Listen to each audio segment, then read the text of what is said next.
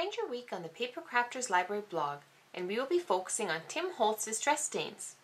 Every day this week we'll share a different technique using the stains, and each day we'll also be giving away a set of 12 distress stains compliments of Ranger. We'll share details on how to enter at the end of this video. In today's video, I'm going to show you a ghosted distress embossing technique, which uses the picket fence distress stain and embossing folders. Okay, so this technique is a pretty simple one, but it's a very nice looking technique. It has a very dramatic kind of impact to the eye. It works best with a dark colored cardstock, or with something like this which I've created, which is a blended distress background. Now this is going to have a way of just kind of popping up that white even more than you get on a light cardstock. So what you're going to do is you're going to take the paper that you want to emboss, and you're going to take the embossing folder of your choice. I'm using one of these Tim Holtz Alteration folders, and this has a nice little clock background, which I really like. Now you can do it in two methods. You could ink up the one side or the other side. I'm going with the outline side, where it outlines the clocks and everything, and the hands and the numbers. What you're going to do is you're going to grab your picket fence, which is a pigment-based distress stain. Therefore, it's the only one that has a little metal ball. And if you notice, when it's been sitting for a while, the pigment will have settled to the bottom. So what you have to do is you've got to shake it up well. Okay? Then you're just going to open it up, and very lightly. You don't want to be mooshing it down because you don't want pools of this stuff for this technique. You want to just very delicately start tracing the outline of the images that you want to have embossed. And you kind of want to put no pressure so that to the best of your ability, it's not going to seep down into the folder and get into areas you don't want. Okay, so I'm just outlining all the portions on here.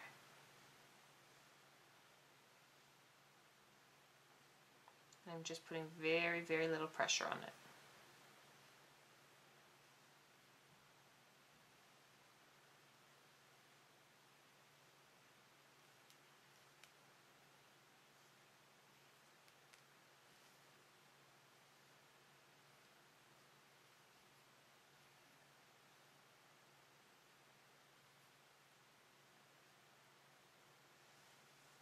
And this last one over here.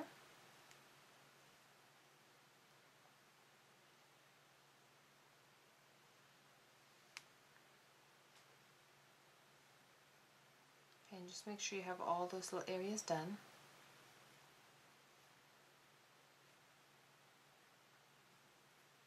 And this one over here. Okay, and once you've outlined all those areas, what you're going to do is you're going to put your paper inside it and then put it within your embossing plates. Okay, so I'm just kind of getting it all prepped so I'm not having to shift it around too much. I'm going to put this face down so it gets the ghosting effect on the front. Close up my folder, put my plate on top, take my base plate, put my two folders on top of that, and I'm being very careful not to shift it around, and then I'm going to run this through my machine. Okay, so once I've embossed it, I'm simply going to lift up to reveal my image, and you can see here how it gives me a really cute kind of ghosted look, where I have all the impressions of my clocks over there, and you just see how it's kind of all along. It's kind of like all the outline is a bit of a white, so that's kind of the ghosted look. So here's an example of a card/inspiration piece that uses this ghosted distress embossing technique on a blended distress background. The light bulb uses a wrinkle-free distress technique, and we have a free video on the blended distress technique and the wrinkle-free distress technique available at PCL Library. The video tutorial on how to create this card/inspiration piece from start to finish is also available for our members. And you can just see there how the ghosted look is kind of coming through at the back over there with all the pieces layered on top. To enter to win this set of 12 distress stains, visit the Paper Crafters Library blog and leave a comment in the post you see here. If you are watching this video from somewhere other than our blog, you'll find a direct link to this post in the video description section. While you're there, we invite you to check out the benefits of becoming a Paper Crafter Library member by clicking on the Benefits of Membership link at the top of our blog. All 5 winners will be announced on Monday, April 16th.